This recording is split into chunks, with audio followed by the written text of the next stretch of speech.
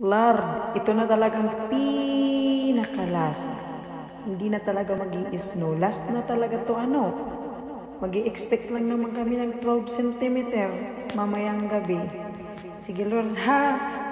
Sige, pagpatuloy mo lang. Last na talaga to.